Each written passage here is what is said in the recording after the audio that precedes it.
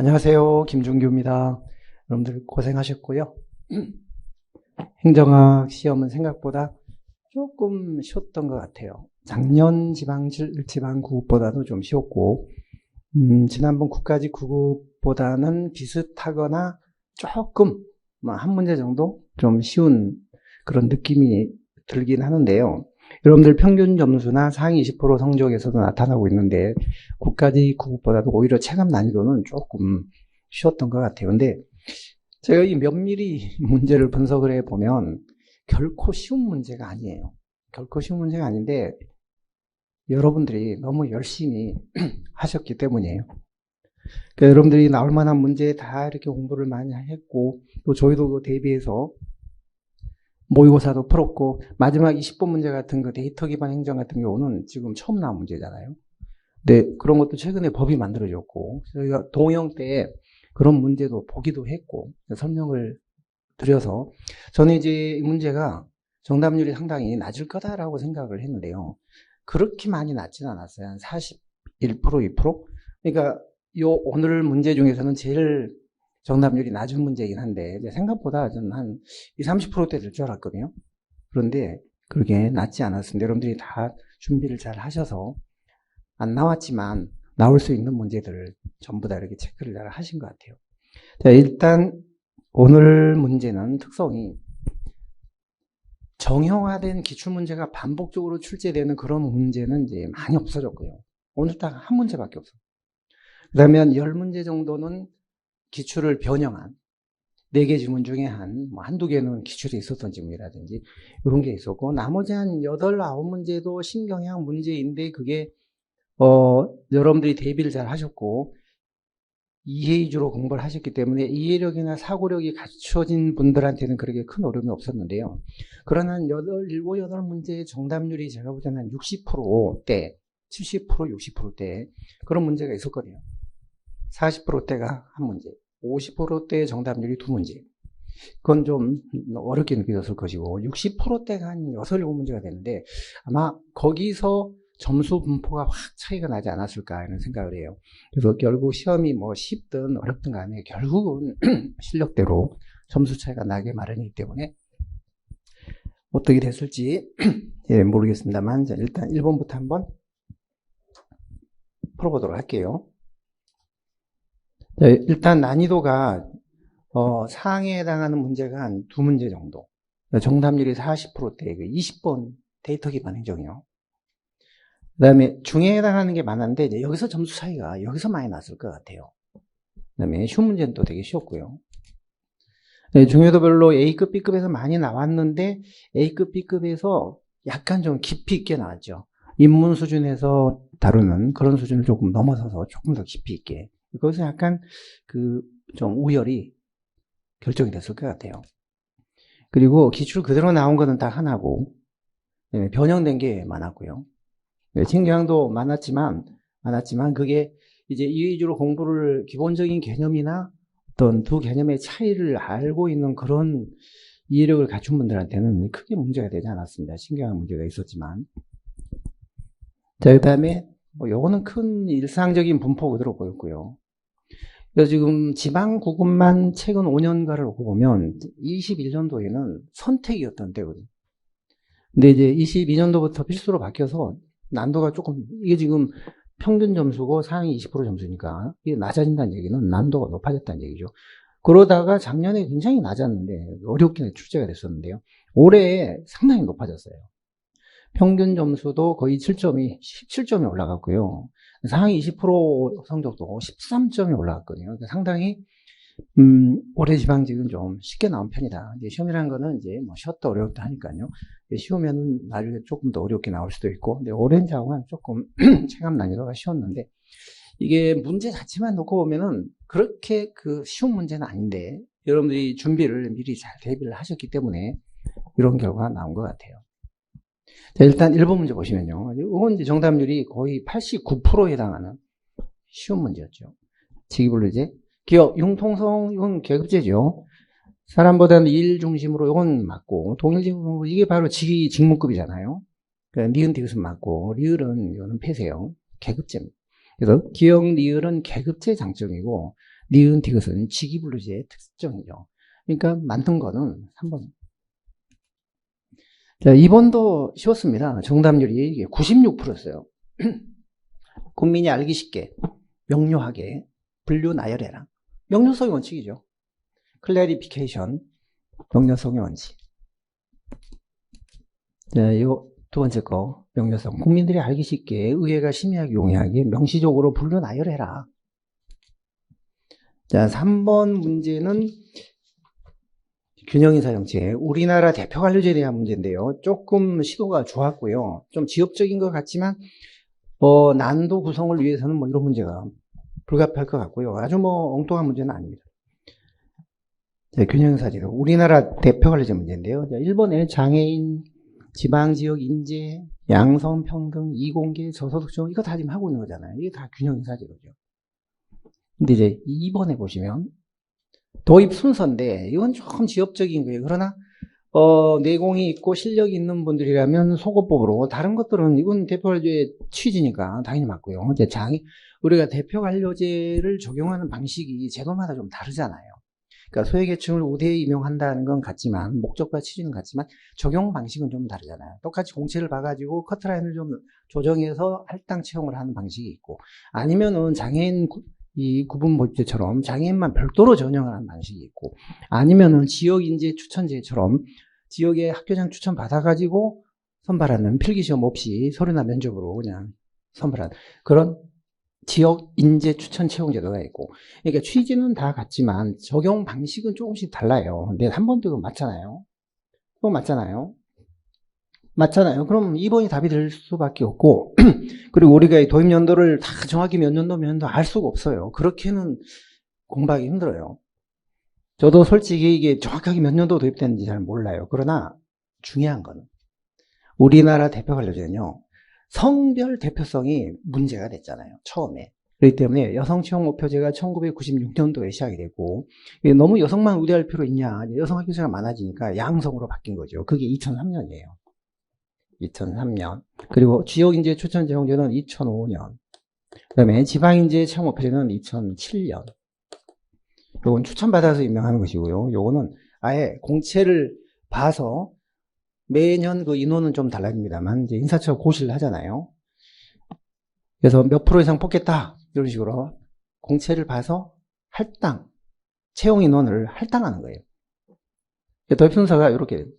이런 순서를 정확히 모르더라도 우리가 이런 제도 중에 우리나라 대표 관료제는 성별 대표성이 출발이었다. 그렇다면 양성채용 목표제가 제일 먼저일 가능성이 매우 높죠. 그 생각만 하셨다면, 그리고 나머지는 다 맞다. 그렇다면 이게 답일 수밖에 없다라고 생각하셨다면 많이 틀릴 수가 없는. 그래서 이 3번 문제는요, 지금 정답률이 76%예요. 그러니까 조금 이 지문 자체는 어려웠으나 속어법으로 풀 수도 있고, 그 다음에 요게 자원 제일 출발이었다라는 생각을 한다면 정확하게 연도를 모르더라도 틀리지는 않을 수 있는 그런 문제였습니다. 그래서 그 예상대로 70한 5, 6% 정도 정답률이 나왔거든요. 2번이 틀렸고요. 4번 문제는 이건 간단한 문제였죠. 하우스와 에반스의 경로 목표 모형은 지원 참성으로 푸는 지원 참성. 이 네 가지 리더십 유형이 있는데 이게 경로를 거치면서 성과나 이런 게 다르게 나타난다. 그래서 지원 참석인데 지는 이니시에이트잖아요. 과업만 강조하는 거예요. 이런 거 아니죠. 욕구를 배려하고 복지 대인관계 챙겨주는 거, 이거는 지원을 하는 거. 그래서 제가 지원 참석 얘기 드릴 때 이건 이제 후원이라고 돼 있지만 영어로 서포티브라고 돼 있잖아요. 그러니까 이건 지원으로 번역을 할 수도 있는 거예요. 그래서 이게 지원 참석인데 요거는 과업만 강조하는 거고, 이건 컨시더, 인간적인 배려를 하는 거잖아요. 구성에 대한 배려. 인간적인. 그러면 2번이 답. 이건 틀릴 수가 없는 거예요. 정답률이 이게 좀 이상했어요. 정답률이 56%였어요. 그러니까 이런 데서 지금 이건 아주 단순한 문제고, 지원 참성해서 2번 후원을 서포티브니까 지원으로 볼 수도 있는 거고, 더군다나 하우스 경로 목표 모형하면 리더십 유형이 지원 참석인데 이 중에 여기에 해당하는 게 뭐겠어요? 자, 참여는 의사결정에 참여시키는 모형이고요. 이제 그런 말이 없잖아요. 성취는 도전적인 목표를 스스로 설정하도록 하고 이걸 지원에 도와주는 그런 리더십이기 때문에 그런 말이 없잖아요. 1번은 이니시에이터, 과업지향이고 2번은 컨시더, 인간적인 배려하는 거고. 이건 정답률이 90%는 돼야 될 지문인데, 지원 참성으로 외웠는데, 그 원자도 또 후원이라고도 원자가 돼 있잖아요. 1번은 지시고, 2는 후원, 지원이고. 요게 조금, 여러분들이 왜 3번으로 많이 하셨어요? 26%가 3번으로. 지원 참성에 참여가 있는데, 지금 요 위에 거는 보시면은 인간적인 배려를 한다고 돼 있고, 뭐 의사결정에 참여시킨다는 말은 없잖아요. 단순히 인간적인 배려를 좀 할 뿐이에요. 참여는 안 시켜요. 그래서 4번의 답은 2번이었습니다. 자, 5번은 요것도 정답률이 60% 지금 나왔거든요. 답은 1번이었죠. 조직구조인데 1번은 이음매 없는 조직, 쓰임이 틈, 끊김, 이음매잖아요. 근데 이음매가 없다는 얘기는 경계 칸막이가 없다는 뜻인데, 우리 조직론에서 경계나 칸막이는 엄격한 분업이나 계층으로 인한 단절 현상이 이음매입니다. 그런 걸 없앤 게 유기적구조잖아요. 자, 그렇기 때문에 우리가 이음매 없다라는 조직은요, 쓰임이 없는, 이음매가 없는 오가니제이션이라고 해서 이제 SO. 이 반대말이요, 프래그멘티드, 쪼개진, 편린적인 오가니제이션, 이건 FO라고 해요. 프래그멘티드. 자, 이것을 분산조직이라고, 분산된 조직. 이거는 이음매가 없어진, 연결된 조직. 이거는 분산된 조직, 결절된 조직. 근데 지금 일본은 조직 단위나 기능들을 부서나 개인별 업무를 다 분산적으로 설계한다고 해요. 이게 분산조직이에요. 분산조직. 프래그멘티드. 편린조직. 조각조각 난. 나머지는 문제가 없죠. 3번으로 정답을 하신 분들이 27%였는데요. 3번 매트릭스는 문제 없잖아요. 기능 구조와 프로젝트 조직을 결합시켜서 이중 구조. 이거는 정확히 100% 맞는 말이에요. 4번 팀제, 수평 구조 100% 맞는 말. 2번 네트워크 조직. 계층의 수나 수평적, 수직적 분할을 줄이고 느슨하게 연결시켜서 업무를 수행하는 환경 변화에 대한 대응성이 높은 유기적 구조죠. 2, 3, 4는 이건 전혀 틀릴 게 없고, 1번에서 여러분들이 분산이라는 말 의미를 분할, 기능적으로 많이 분업을 했다는 뜻이에요. 계층도 많이 만들고, 그러니까 우리 고전적인 기계적 구조처럼 계층도 많이 만들고 업무도 개인별로 이렇게 분할을 많이 한 이런 조직이 수직적 수평적으로 분산된 조직이에요. 그래서 이 1번 지문은요, 분산이라는 말이 키워드였어요. 분산이 유기적 구조에서는 안 써요. 이음매를 다 통합시키죠. 그래서 답이 1번이 되겠습니다. 자, 6번은요. 다음에 이거는 간단한 문제였죠. 정답률이 92%가 나왔는데요. 2번입니다. 1번에 평등하고는 다른 거예요. 평등은 이퀄리티. 모든 사람한테 동등한 대접을 하는 거예요. 근데 형평은요. 같은 것은 같게 하고 플러스 다른 것은 다르게 하는 게 결합이 돼요. 약자들한테 더 많은 배려를 한다든지 그 수직적 공평이 포함된 게 그게 형평이거든요. 근데 지금 제 지문은 약자에 대한 배려가 들어있기 때문에 이거는 롤스가 얘기하는 제2의 원리, 차등의 원리의 기반. 이게 바로 다르니까 다르게예요. 약자들한테는 더 많은 배려를 해서 삶의 질을 높여주겠다 이런 뜻이거든요. 그러니까 답은 2번입니다.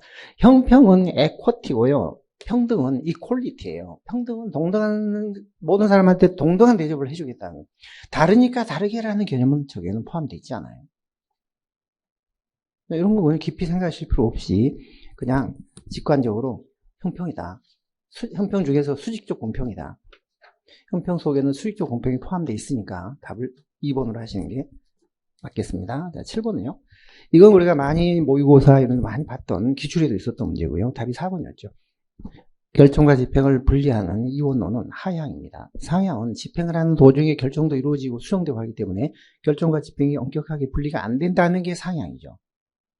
분리라고 했으니까 이게 틀린 거죠. 우리 모의고사 때나 수없이 했던. 자, 8번 문제도 1번 지문이 공공가치 관리론인데 우리 작년도 지방국에도 이런 비슷한 문제가 나죠. 베리 보즈만과 마크 무어를 바꾸는. 베리 보즈만은 공공가치 실패를 주장한 사람이에요. 마크 무어는 전략적 삼각형 모형을 통해서 공공가치 창출을 주장한 사람이에요. 실패하고 창출은 바꾸면 안 됩니다. 많이 얘기를 했는데 1번이 또 바뀌어 나왔어요.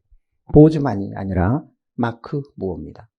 전략적 삼각형 모형을 통해서 공공가치를 창출하자. 이거는 마크 무어의 주장이에요. 1번이 틀렸죠.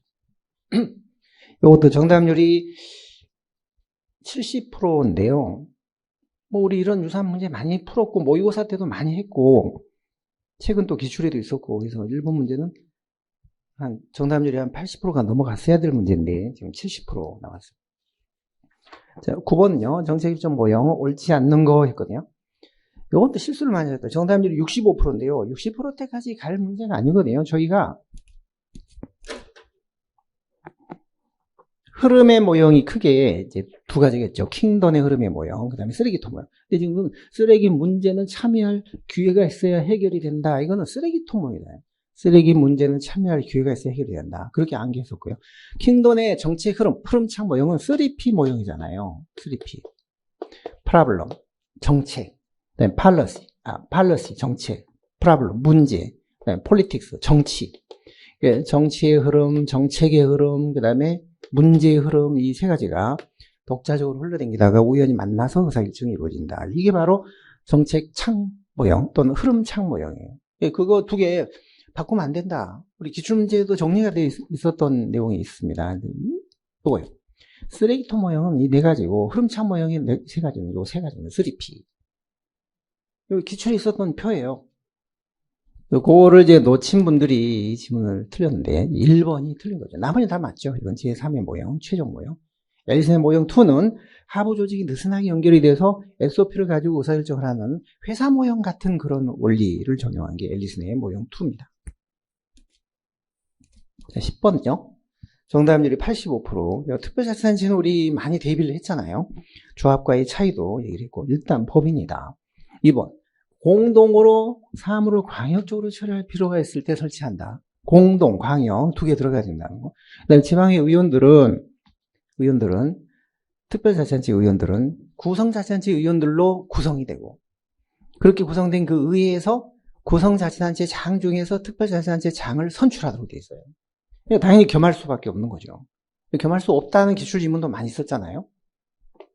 이런 건 저는 이제 기출 변형으로 분류를 하거든요.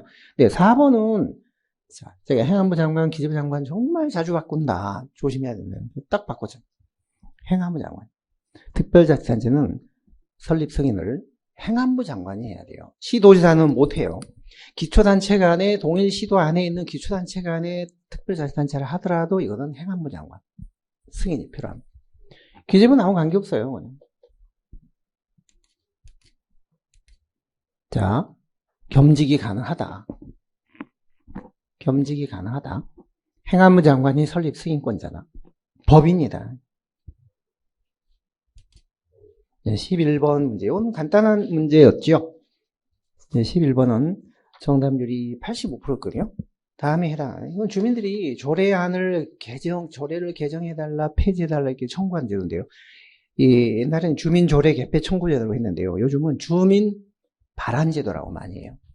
주민 발안. 주민조례 발안에 관한 법도 있잖아요. 법도. 이건 답이 단순히 개념 묻는 문제니까.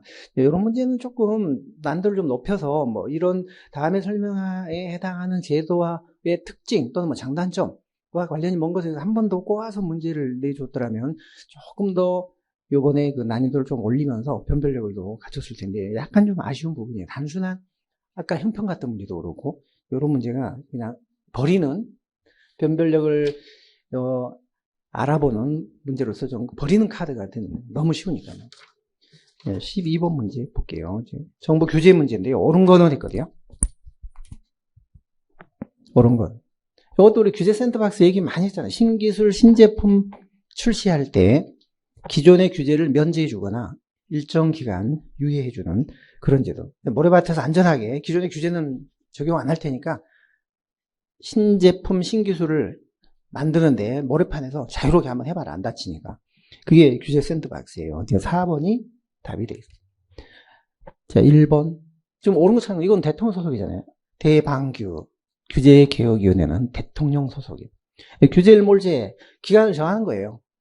규제의 기한. 규제가 잘 안 없어지니까. 우리 지금 5년으로 일몰제가 적용이 되고 있잖아요. 5년. 이거는 파지티브가 아니라 네거티브네요. 전면적으로 허용하고 예외적으로 요거만 금지한다는 그런 규제 방식이에요. 이게 네거티브죠. 많이 뭐 기출이나 우리 모의고사 때 많이 했던 거고요. 이건 5년 일몰제, 이것도 수업 때 언급을 했던 거고, 이건 뭐 여러 번 대통령 소속. 자, 13번 행정기관위원회. 이것도 위원회 유형도 저희가 꽤 많이 봤었죠. 문제도 풀었고. 정답률이 85%였거든요. 자, 1번 행정위원회. 행정관청의 성격을 띠는, 이건 법률로 설치돼요. 관청의 성격을 띠는. 그러니까 우리 행정기관위원회가 두 가지잖아요. 행정위원회하고 자문위원회하고. 이건 단순히 자문만 하는 거고, 이건 관청의 성격을 띠면서 독립적으로 업무를 수행할 필요가 있을 때. 네, 공정거래위원회는 중앙행정기관인 행정위원회예요. 그래서 의결도 하고, 뭐 불공정 거래, 담합 이런 거 적발해서 뭐 과징금 결정 같은 거 의결도 하고, 그리고 이런 걸 집행하기 위한 사무 기구를 갖고 있잖아요. 그러니까 집행권도 갖고 있는 거예요. 사무처가 돼요. 공정거래위원회 사무처. 국이 뭐 4개, 5개가 돼요. 5개. 집행 업무는 하지 않는다는 3번이 틀렸습니다. 위원회 조직의 장점이고요. 14번 정책평가 타당도. 자, 이 문제는 정답률이 74%인데요. 2번을 하신 분들이 한 15% 정도 계시는데요. 자, 우리 정책평가의 타당도가 4가지잖아요. 가장 중요하고 1차적으로 확보돼야 되고 생명과도 같은 타당도, 내적 타당도다. 이거 제가 수업 때 몇 번 말씀드렸습니다. 가장 중요하고 1차적이고 생명과도 같은 타당도. 우선적으로, 가장 먼저 우선적으로 확보돼야 될 타당도는 내적 타당도고, 그리고 나서 이게 다른 지역에 가서 일반화될 수 있느냐 하는 거는 논의를 해야 돼요. 그래서 내적 타당도가 가장 1차적인 타당도고, 그 이후에 이게 확보되고 나서 일반화 가능성이 있냐, 이거는 추후에 논의를 해야 되는 거예요. 그게 외적 타당도죠. 그러니까 4번이 바뀐 거예요. 내적이 바뀐 거예요. 나머지 다 맞죠? 외적 타당성. 일반화 시킬 수 있느냐. 이거는 추상적인 개념과 이를 측정하는 측정 도구가 일치하는. 그러니까 어떤 측정하려는 개념이 좀 추상적일 때, 이 추상적인 개념을 좀 더 구체화시켜 줄 수 있는 구성 요소들이 잘 선정이 됐냐는 거예요. 예를 들어 이 강의 듣고 성적이 효과가, 이 강의 효과가 있었냐 없었냐라고 할 때 이건 좀 추상적이잖아요. 강의 효과라는 게. 그래서 이거를 할 때 이제 합격용으로 따질 건지, 그다음에 끝나고 나서 여러분들한테 면접을 할 건지, 설문조사를 할 건지, 전문가들이 관찰을 할 건지, 제가 모의고사 내서 성적을 측정할 건지, 뭐 이런 여러 가지 구체적인 그런 구성 요소들이 그 측정 도구가 잘 선정이 돼서 이 효과를 정확하게 반영해주고 있느냐, 일치하느냐, 이게 바로 구성적 타당도죠. 맞는 거죠, 이건. 그럼 검증 잘해서 올바른 결론을 도출했느냐, 그러니. 이 내적 타당도가 가장 1차적인 타당도예요. 외적 타당도는 일반화시킬 수 있느냐. 자, 15번 같은 문제는 정답률이 지금 76%인데요. 76%. 그러니까 이런 데서 좀 점수가 틀린 분들이 좀 계셨으니까 70%대거든요. 그러니까 보면 2번에 지금 우리나라 예산안 국회 제출 시한은 헌법은 90일 전인데 국가재정법은 120일 전이다. 이거 우리 많이 얘기했던 거예요. 2번은 문제가 없다. 자, 그런데 우리나라 회계연도는 1월 1일부터 하잖아요. 틀렸고. 3번은요. 회계연도 끝나기 전에 결산 아니에요. 회계연도가 안 끝났는데 어떻게 결산보고서 만들어져요? 2월 말까지, 다음 연도 2월 말까지 결산보고서를 기재부 장관한테 제출해야 돼요. 그럼 그걸 취합해서 감사원에 4월 10일까지 넘기는 거죠. 국회로 넘어가는 건 5월 말까지 넘기는 거고. 자, 4번도 보시면 예산안이 국회에서 일대일 못하면 우리는 잠정이 아니라 준예산을 쓰잖아요. 준예산. 잠정은 영국, 캐나다, 일본, 미국이에요. 우리는 준예산이에요. 잠정과 준예산. 잠정적인 예산이란 건 맞지만 잠정예산이라는 고유명사는 이건 틀린 거예요. 준예산이라고 해야 돼요. 그러니까 2번만 맞고 나머지는 틀린 거예요. 그러니까 제대로 행정학을 깊이 있게 공부하고 이해 위주로 하셨다면 이런 문제는 틀릴 수가 없는 문제예요. 정답률 60%대, 70%대 문제가 지금 이번에 한 10문제 정도 됐는데요. 거기서 그 난도가 중간인 그런 데서 좀 점수 차이가 많이 났을 것 같아요. 예산 일정.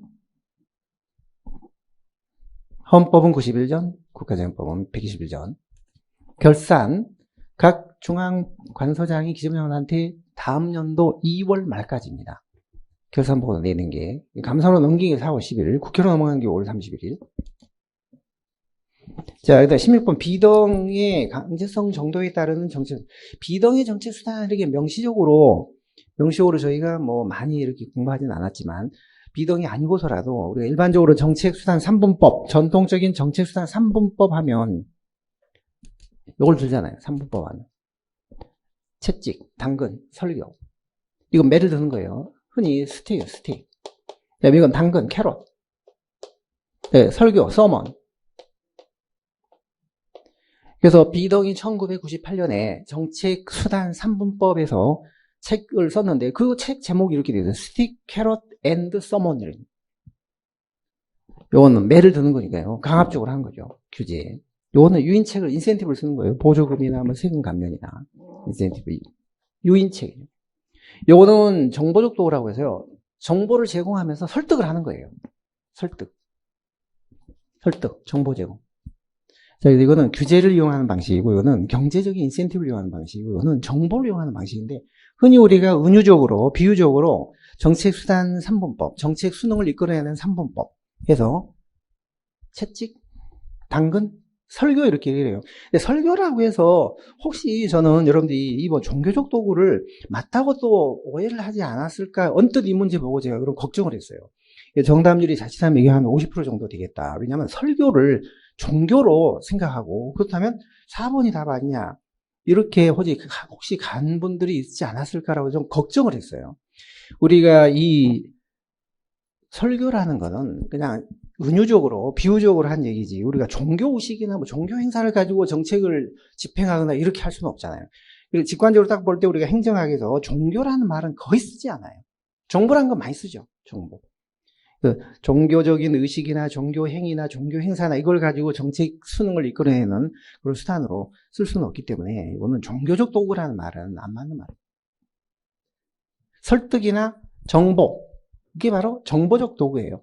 정보를 제공해서 도덕적으로 설득을 하는, 이건 도덕적 설득이고, 이거는 경제적 유인이고, 이거는 강압과 처벌인 거예요. 이게 전통적인 정책 집행의 3분법, 정치 수단의 3분법입니다.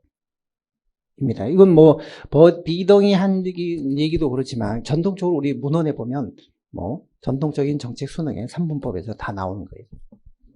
그래서 답은 종교적 도구. 이때 생각보다 정답률이 그렇게 낮지 않았어요. 여러분들이 오늘 대처를 잘 하신 거예요. 훌륭하게 잘하신 79%. 네, 17번. 일반회계. 이런 것도 사실 행정학을 제대로 기본적으로 공부를 해보신 분이라면 이거는 틀릴 수가 없는 문제예요. 기본적인 이해력이나 이런 게 안 돼 있는 분들이 이제 이런 거 틀리는데 정답률이 이게 76%였어요. 76%. 오히려 그 16번 비동의 문제보다 정답률이 더 낮았어요. 일반회계잖아요. 조세를 재원으로 해서 국가의 기본적인 경비 지출에 충당하는 1번. 조세를 재원으로 해서 기본적인 경비 지출. 이게 일반회계입니다. 그리고 일반회계는요, 전체 세입으로 전체 세출에 충당하기 때문에 특정 세입으로 특정 세출에 연계가 안 돼요. 특별회계나 기금은 그게 가능하죠. 통일성이 지켜져야 돼요. 연계가 금지된다. 통일성이 지켜져야 돼요. 1, 2, 3번 다 정확히 맞는 거죠. 자, 4번이 말도 안 되는 얘기. 양곡, 조달, 우편, 우체 이게 뭐 국가의 고유한 기능이에요. 국가의 고유한 기능은 외교, 국방, 치안 이런 거잖아요. 그런 게 일반회계인데 지금 양국관리, 조달 이 4개는요. 그리고 플러스 1 책임령 4 플러스 1 제가 많이 말씀드렸는데 이거는 정부기업 특별회계예요. 정부기업 예산법이 적용되는 정부기업 특별회계예요. 5개죠.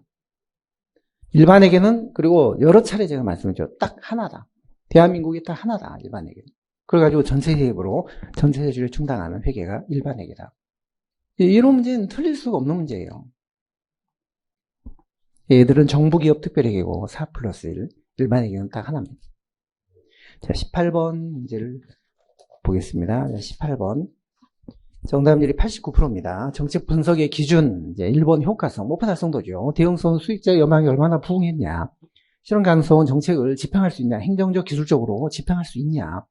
능률성은 전체 비용과 전체 편익을 비교해서 어떤 게 더 크냐. 비용분의 편익 또는 편익 빼기 비용, 그걸 따지는 거예요. 우리가 비용 편익 분석을 할 때 적용되는 대표적인 기준이 능률성 기준이에요. 근데 지금 보면 이게 비용을 누가 부담하고 편익이 누구에게 돌아가느냐 이런 배분 문제까지 판단, 이거는 설명을 못 해줘. 이거는 형평성이에요. 형평성. 능률성을 평가하는 비용 편익 분석은 비용과 편익의 크기만 갖고 따지는 거예요. 누가 부담하고 누구의 혜택이 돌아가느냐 이런 문제는요. 형평성입니다. 답이 4번입니다. 자, 19번 정답률이 조금 낮았어요. 65%.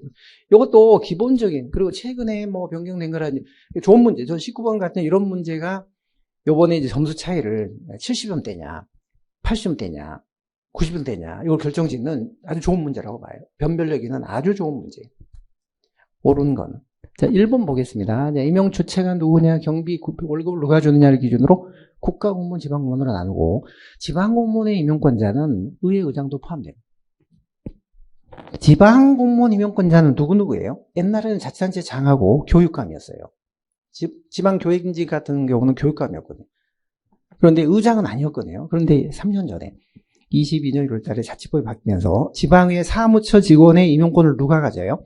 단체장이 아니라 지방의 의장으로 옮겨갔잖아요. 지방의 의장도 이제는 임용권자가 되는 거예요. 교육감, 지방의 의장, 단체장. 그럼 최근에 그렇게 바뀐 거를 아신다면 1번은 이건 당연히 맞다라고 해야 돼요. 자, 2번은요.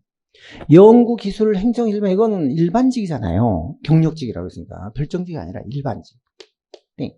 그 다음에 3번은요. 특정직. 헌법, 연구관, 경찰, 군무원, 군인, 소방, 교육 다 맞는데 특수병직이 아니잖아요. 경력직 중에 특정직이죠.